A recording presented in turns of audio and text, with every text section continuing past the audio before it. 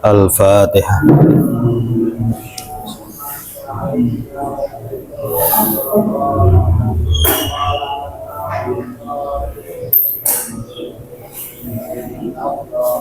Bismillahirrahmanirrahim. Alhamdulillahirabbil alamin. Nahmaduhu wa nasta'inu bihi wa nasta'dihi wa nastaghfiruh. Wa na'udzu billahi min syururi anfusina wa sayyiati a'malina. May yahdihillahu fala mudilla lahu wa may yudlil fala hadiya lahu. Asyhadu an la ilaha illallah wahdahu la syarika lahu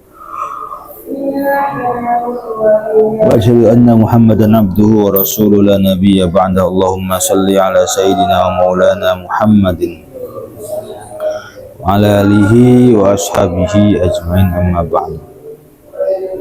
Wa man taraka fudulan nadri muniha khusyu al qalbi. Waman utawi sapane wong iku taroka meninggalkan sapa man fudulan nadri ing leluyahane pandangan. Muniha mongko den karuniaake sapa man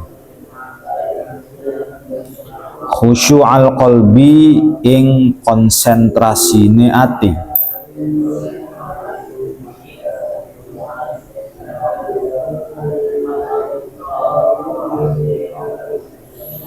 Wa min alamatil khusyu'i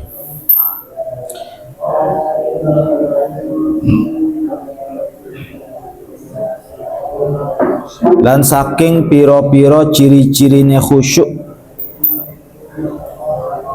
annal abda sa'tune kaula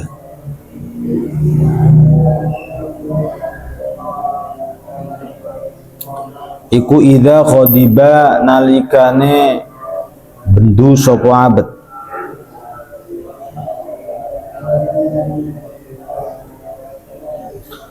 au khulifa atawa den nulayani sapa abad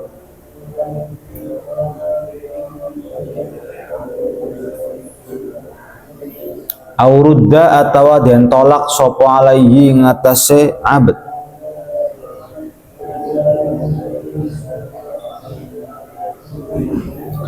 Istakbala mongko ngadep sapa abad dalika ing mengkonon ghadab bil qabuli kelawan den terima.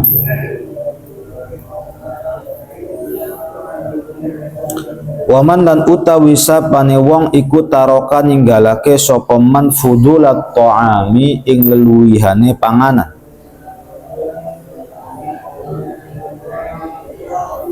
Muniha mongko den karuniaake sapa man lazzatal ibadati ing kelezatane ibadah.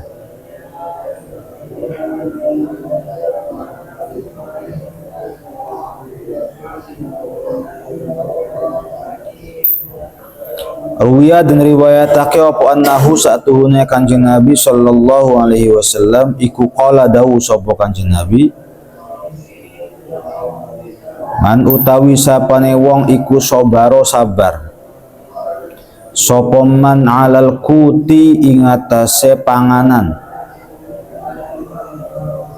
asyadidi kang banget sobron kelawan sabar jamilan kang bagus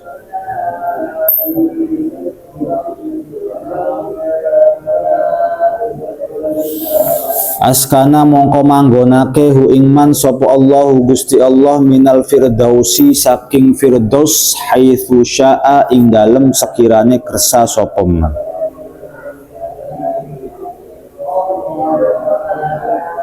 Anggap saja qutis syadid itu makanan yang keras, makanan yang digigit sama gigi itu nggak lunak. Jika ada makanan satu-satunya itu, dan sabara 'alal qutis syadid, barang siapa yang sabar ketika memakan makanan yang keras, dengan sabar yang baik, sabar yang jamil, maka Allah akan menempatkan orang tersebut di surga Firdaus sesuai dengan apa yang dia kehendaki. Rawang riwayatake hung hadis sapa Abu Syekh Imam Abu Syekh. Waruya lan den riwayatake apa annahu sa'tuhune Kanjeng Nabi sallallahu alaihi wasallam iku qala ngendika sapa Kanjeng Nabi,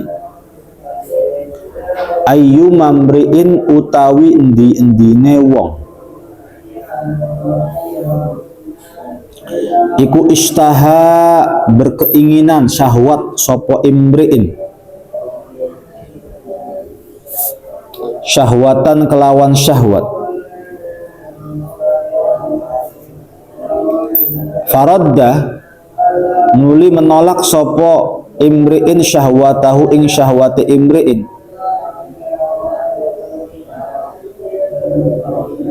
wa atharo lan nglabeti sapa imriin ala nafsihi ing atase awak dheweke imriin,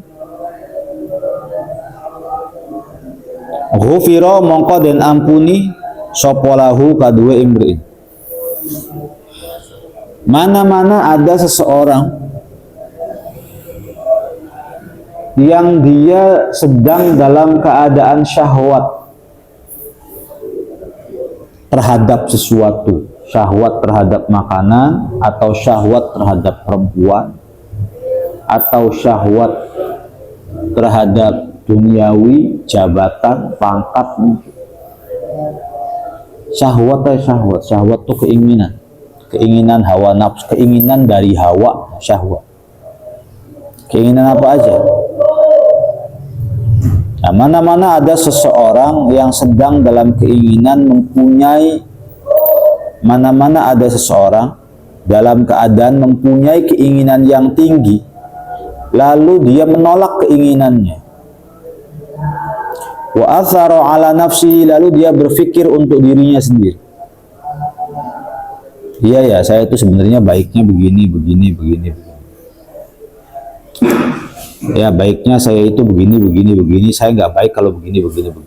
Itu athara ala nafsi. Maka ghufira lahu, maka orang tersebut akan diampuni. Nah, salah satu contoh tuh makanan. Sebenarnya nggak baik juga sih makanan di masa kecil, masa muda, lalu makanannya enak-enak terus juga. Makan makanan yang enak terus gitu tuh.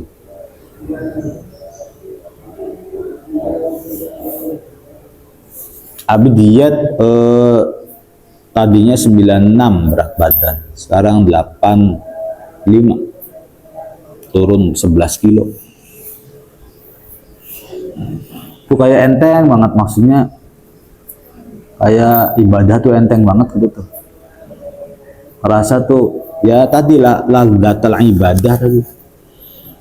Man taraka fudulat ta'am muniha ladatal ibadah, barang siapa yang dia meninggalkan makanan berlebihan, maka Allah akan mengkaruniakannya atau dia akan dikaruniakan kelezatan ibadah.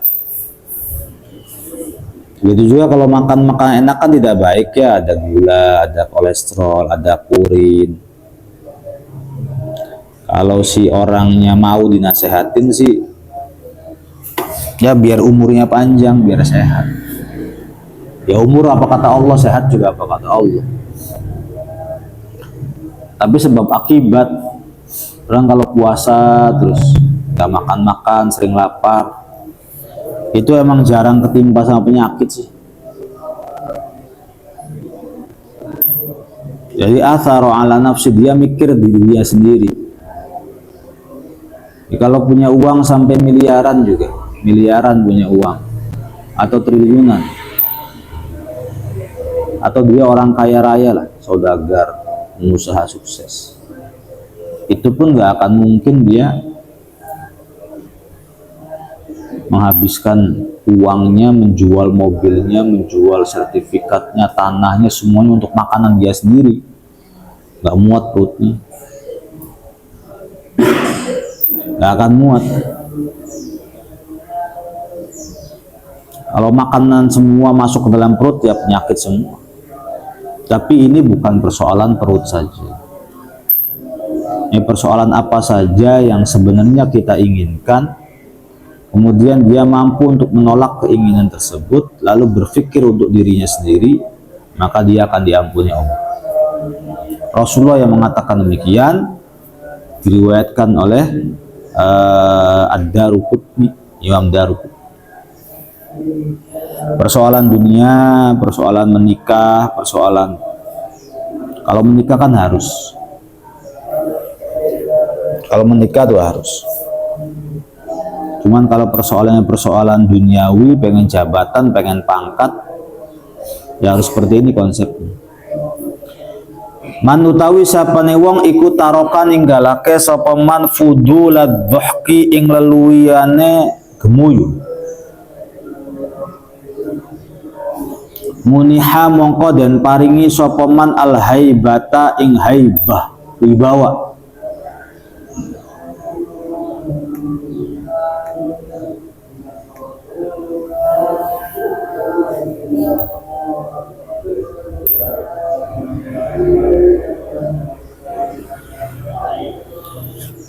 Barang siapa yang meninggalkan tertawa berlebihan, maka Allah akan karuniakan atau dia akan dikaruniakan wibawa. Kalau bercanda saja nanti wibawanya sedikit, tapi kalau banyak diem, orang jadi takut, terus orang jadi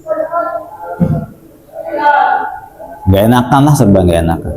Bukan judes ya, bukan judes, bukan jaim, bukan ngediemin orang, bukan.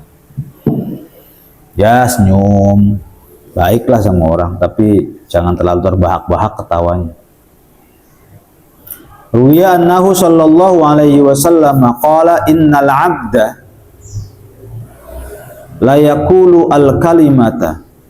Innal 'abda sa'tune kaula iku la yaqulu yaktine berkata sapa abd al kalimata ing sebuah kata. La yaqulu hale orang ngendika ha ing kalimat. La yaqulu hale ora berkata sapa abd ha ing kalimat illa liyudhika angin supaya gawe gemuyu sopo abd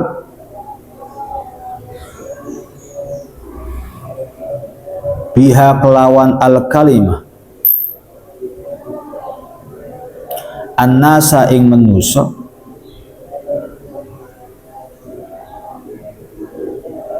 yahwi mongko mudun sopo abd ab'ada ing luwih adoh mimma saking barang bainas samai ing dalem antarane langit wal ardi lan bumi wa innahu lan sa'tuhune abd iku la yazillu yaktine tergelincir sapa abd an lisanihi saking lisane abd asyadda ingkang luwi banget mimma saking barang yazillu kang kesleo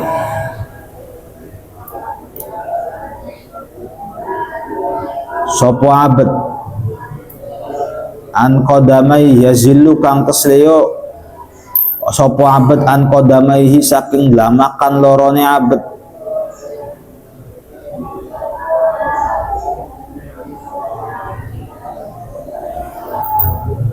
Diriwayatkan ini hadis dari baginda Nabi Sallallahu Alaihi Wasallam, seorang manusia dia mengatakan satu kalimat tujuannya agar orang lain itu ketawa.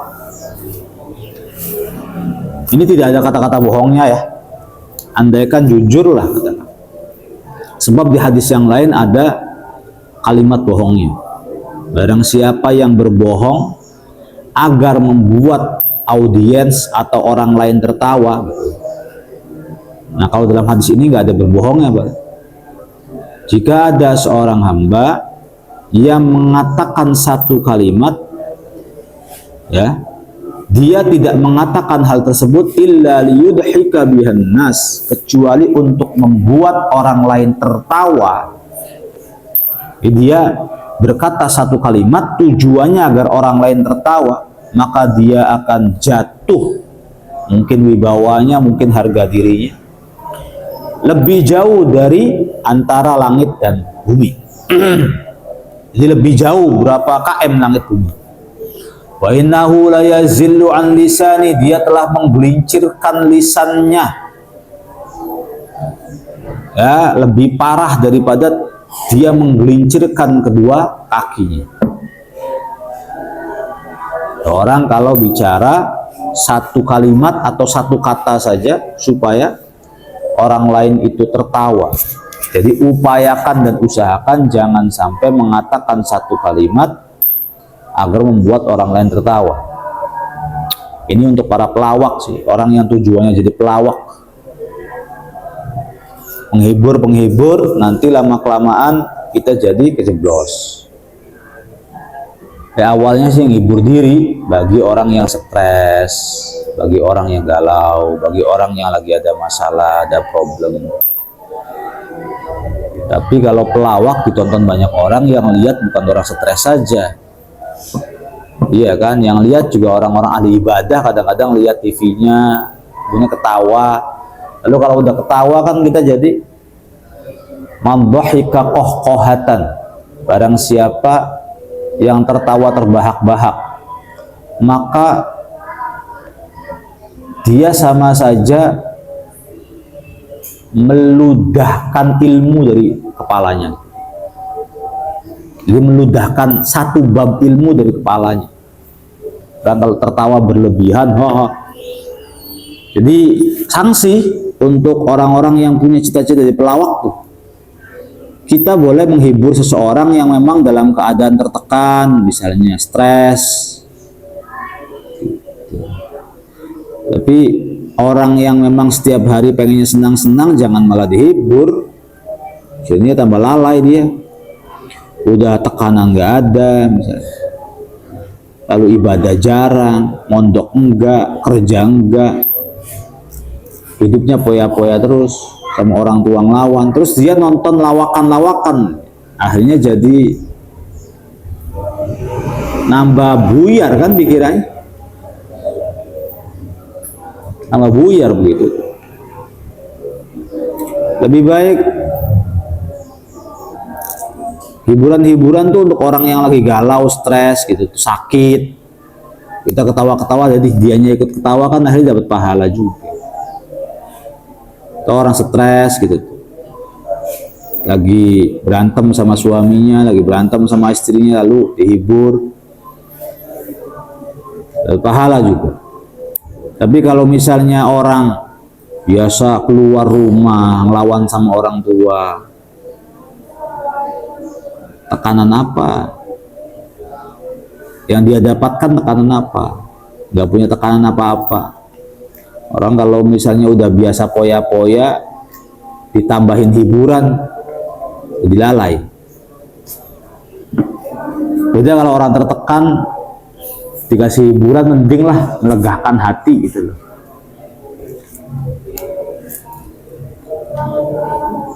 Waman utawi sapa nih wong iku tarokan ninggalake sapa man al mizaha ing guyonan, muniha mongko den paringi sapa man al bahaa ing wibawa. Haibah, harisma, baha, wibawa sama aja. Kalau haibah diiringi rasa takut, kalau baha memang ada harismanya.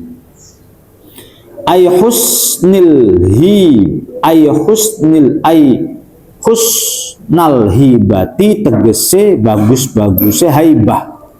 Jadi baha lebih tinggi daripada haibah. Ruwiya dan riwayatake apa annahu sa'atuhune Kanjeng Nabi sallallahu alaihi wa alihi wasallam iku qala ngendika sapa Kanjeng Nabi as-sumtu utawi meneng iku sayyidul akhlaki, gustine akhlak. Diam itu pemimpinnya akhlak, tapi rata ya, diam-diam terus. Man utawi sapane iku mazaha, berkelakar atau bercanda sapa man ustukhifa mongko den rendahake sapa bihi kelawan man.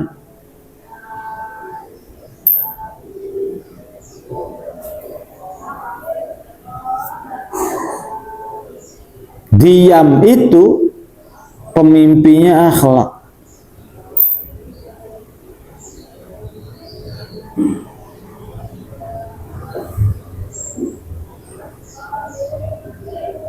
Dan barang siapa yang bercanda, ustukhiffa bih, maka dia akan direndahin.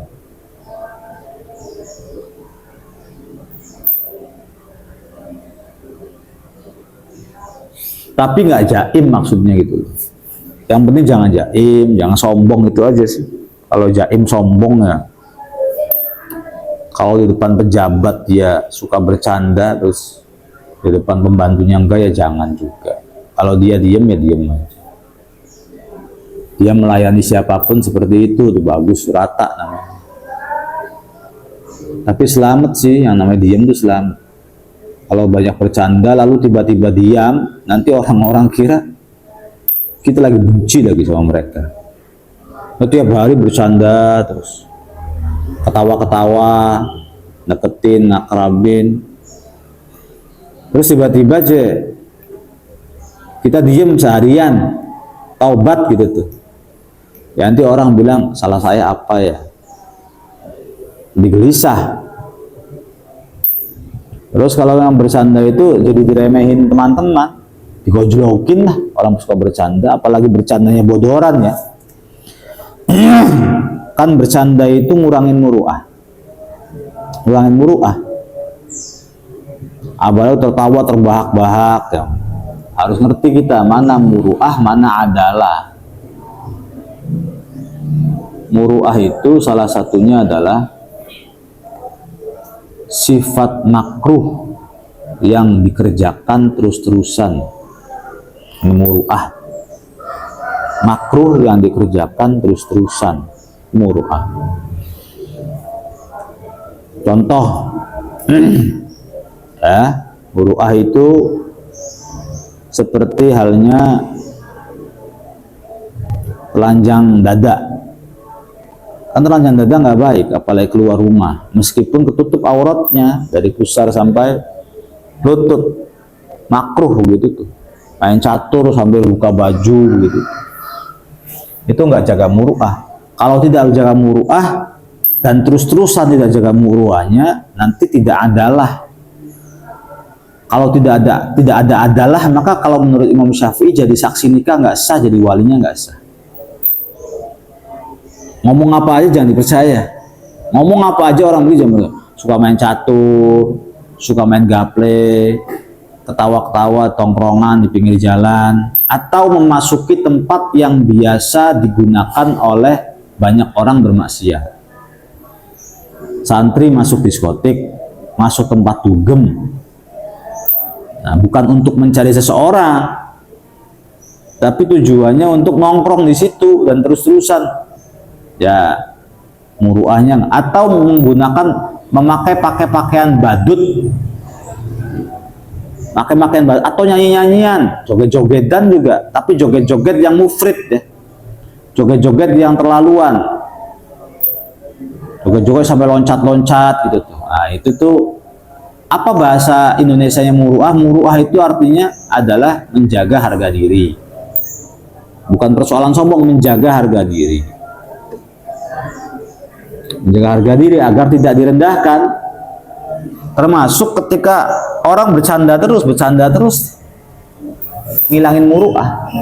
Kalau sudah ngilangin muru'ah, maka kan namanya orang tidak adil itu apa? Tidak adil itu satu, fasik itu tuh ya. Gini, adil tuh ginilah, anggap adil tuh jarang melaksanakan perintah Allah, jarang menghindari larangan Allah, dengan fasik.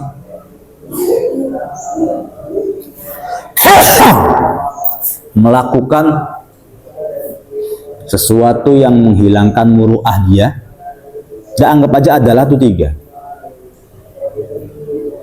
Ya, terus-terusan melakukan dosa kecil, maka nanti tidak adalah nanti jadinya. Kayak kalau ayah kita misalnya biasa aja dan tidak adil, terutama perempuan, ya usahakan nanti yang jadi wali jangan ayah kita. Tetap jadi wali tapi ditaukil sama Pak Yai.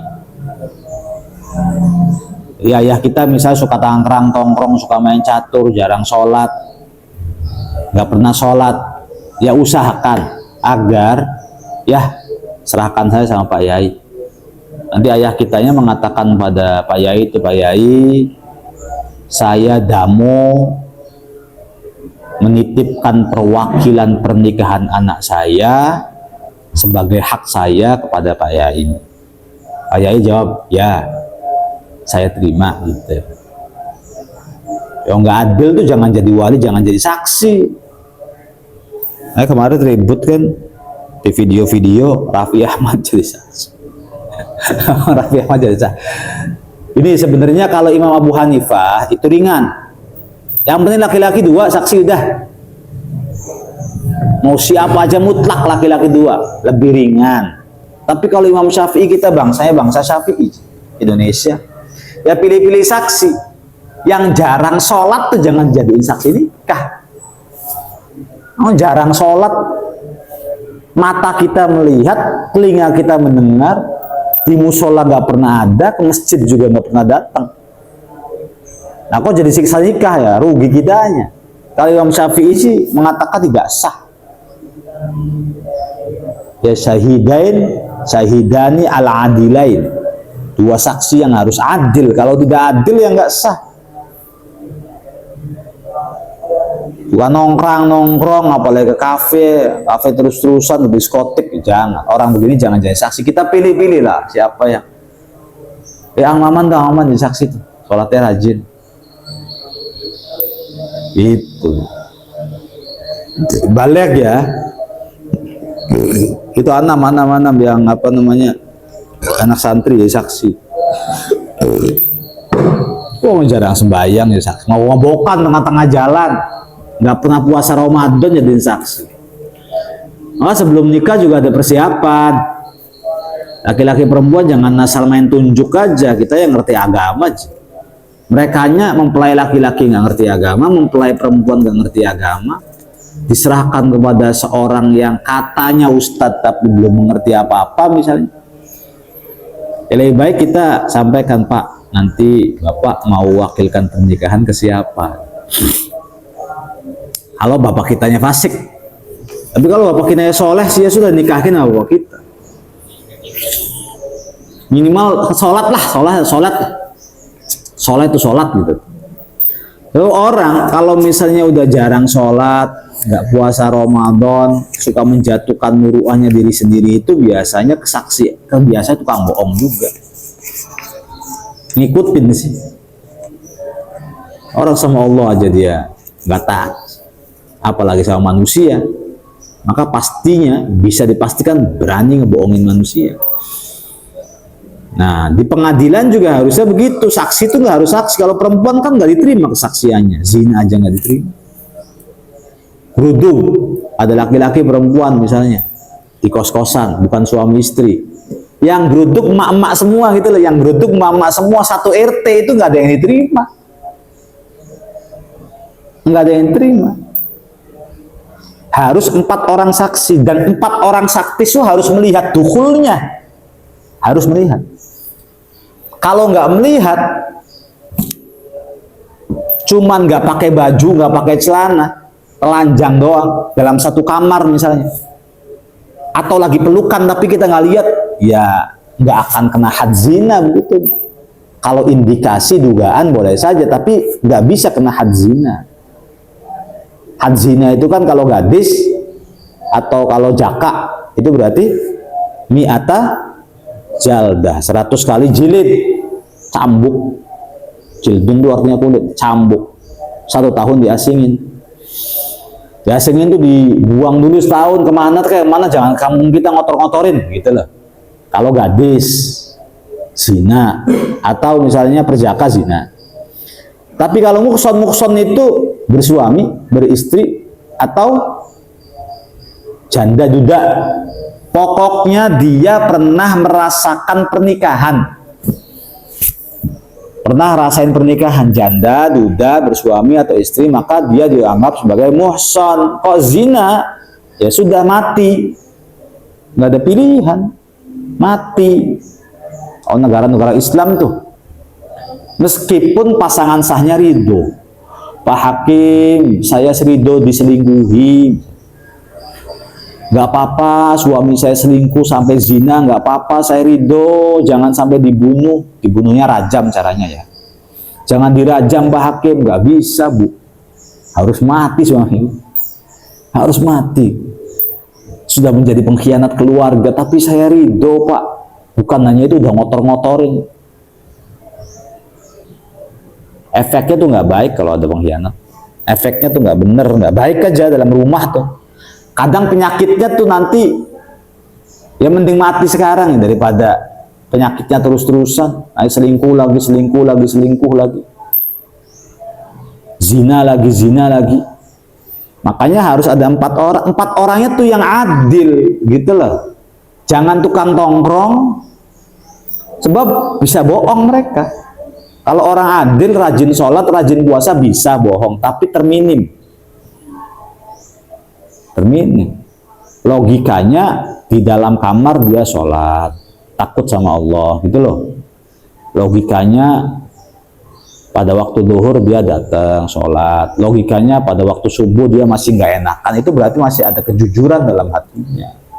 Jujur bahwa saya itu merasa dilihat Allah gitu loh. Nggak enakan sama Allah. Nah, ketika orang sholatnya rajin, puasanya rajin, Ramadan misalnya dia bakti sama orang tuanya, maka itu dia kategorikan sebagai adil. Kesaksiannya pun bisa dipercaya. Tongkrongan-tongkrongan, preman-preman, LSM menggeruduk pasangan yang sedang berzina, wadah.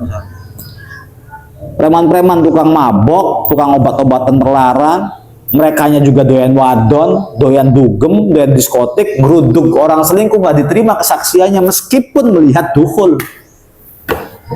Orang saksinya nggak adil kan, arba'ata syuhada, minimal itu saksinya berapa? 4. Tapi 4-nya loh nakal kabeh wong. Kalau nakal kabeh nggak ada yang bisa diandelin. Siapa nih yang bisa dipercaya? Dia pernah sembahyang, dia pernah puasa, main judi baik. Angel lah cari orang adil. Kalau bukan dari kalangan pesantren ya nggak bisa. Atau kiai-kiai kampung adil tuh kiai-kiai kampung yang masih jamaah, yang masih dia kalau mencari uang tuh masih mempertimbangkan mana halal mana haram gitu. Kalau ngomong sama anaknya, nah kerjanya nanti jangan buka jilbab ya gitu. Udah jarang orang begitu. Makanya rata-rata pernikahan saksinya menggunakan saksi Hanafiyah. Siapa saja, yang penting lihat. Lah kalau siapa saja maka potensi bohongnya besar. Mereka bisa bersepakat dalam sebuah kebohongan tuh bisa. Yuk kita berlima bilang ke kodi, ke hakim bahwa kita ini nanti sepakat ya kamu ini. Bisa direncanai. Orang udah nggak takut sama Allah kok sholat aja enggak. Apakah ada orang yang jujur kemudian tidak melaksanakan syariat? Gak ada. Rata-rata orang nggak melanggar syariat tuh pada nggak jujur semua. Orang suka mabok-mabokan, suka zina, suka obat-obatan terlarang, nggak jujur aja orang. Udah nggak jujur aja udah. Karena gini nih anak-anak. Ini ngobrol berdua nih. Ketika kita ngobrol dengan lawan bicara kita, ya, kita menceritakan apapun yang kadang-kadang dia nggak tahu. Iya kan? Menceritakan tentang sama istri, menceritakan sama anak, menceritakan perceraian, menceritakan apa, menceritakan kasusnya orang dan sebagainya, cerita. Kita mah iya baik. Karena dia tahu bahwa kita tidak tahu gitu loh. Ini tahu bahwa kita nggak tahu. Akhirnya dia sebebas mungkin bisa bohong sama kita. Kalau dia merasa diawasi Allah, dia nggak bakal berani bohong. Nah, adakah dalam hati dia merasa diawasi sama Allah? Nggak ada. Mabuk-mabukan baik, mabukan mewani, berarti bohong juga lebih wani. Itu. Bacok orang aja berani, tawuran aja berani, berarti bohong juga berani. Oh, yang suka tawuran, mabuk-mabukan, judi aja dianggap adil. Nanti kalau kita nikah, jangan jadikan mereka saksi. Bahkan misal orang tua kita sendiri, jangan jadikan mereka hakim satu-satunya. Silakan ayah taukil kepada Pak Yai yang ada di kampung kita. Wallahu a'lam.